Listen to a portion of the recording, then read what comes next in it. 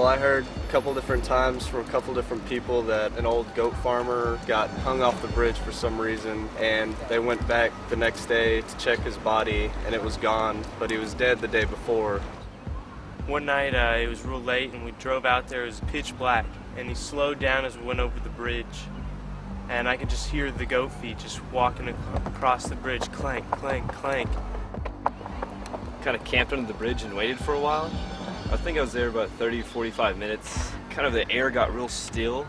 This like cold, like eerie feeling would just kind of like pass through me, kind of set me off a little bit. From what I heard the story was about a goat's head on a human body. But I mean, I've never actually seen it, but I actually went with a couple friends of mine one time underneath this bridge. I never saw anything, but I heard noises. But then on the way out, man, I swear, I felt like some horns poking me on the back as I was leaving. Today we went and investigated the Alton Bridge phenomenon, which is also known as Goatman's Bridge, to see if there's anything that actually coincides with the legends or rumors that circulate this bridge. Dallas Area Paranormal Society was founded in 2001. We came out here tonight to judge whether or not if there was really any activity we can experience here at Alton Bridge. We did a couple different locations. We used various pieces of equipment, including digital recorders, K2s, and some other devices, handheld cameras, a lot of different things. Is your name Oscar? I think the one thing about this place that makes it unique is the fact that it is a bridge over water, and there is a theory behind spirits in water. It is said that spirits cannot cross water, therefore, being the rustic old bridge that it is and the fact that it's been here for quite some time, I think that's why we may in fact run into paranormal activity, because of that theory. Do you have a problem with there's no record of you ever being here? Do you know why that is? Did they take you out of the records from this area?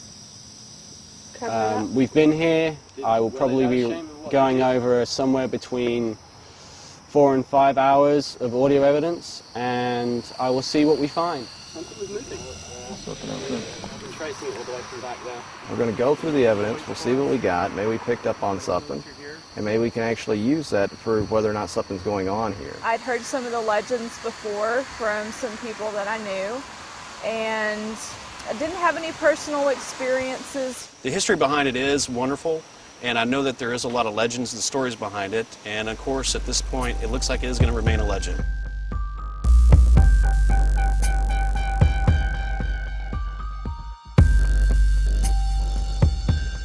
We humans like stories.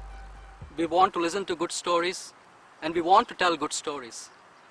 When I first heard of the Goatman legend, I knew that it was not plausible. Some urban legends do have extraordinary claims, but how factual are these urban legends? Most of them are not based on fact. We all like good stories, and urban legends are stories, and they're very interesting because they relate to something that we know, some places or events that we can relate to. Everybody has a unique way of storytelling. They tell you in different ways. The same event, they relate in different ways. They dramatize in a different way. Now, urban legends also are stories, and naturally, what happens is an urban legend, as it goes on over the years and over the decades, parts of them are added to it and parts are deleted. And suddenly, a person asks a question, well, how did the Goatman die? Well, I don't know the answer, but I'm not going to disappoint my friend telling I don't know the answer. Oh, well, I saw a car and it pushed the Goatman over. Well, there is a simple enough answer. Well, is it based in fact? Probably not, because no one really knows how the Goatman died. But the legends, the urban legends, they continue on, and whatever makes sense to them, they add and delete. Ultimately, you can tell that the whole story is false.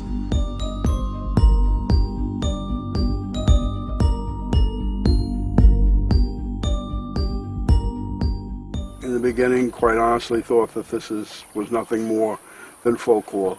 On the other hand, there is some sort of paranormal activity.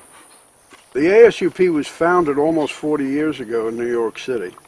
We're best known for debunking the book The Amityville Horror. Several years ago now, the ASUP was asked if we would like to take a look at Old Alton Bridge.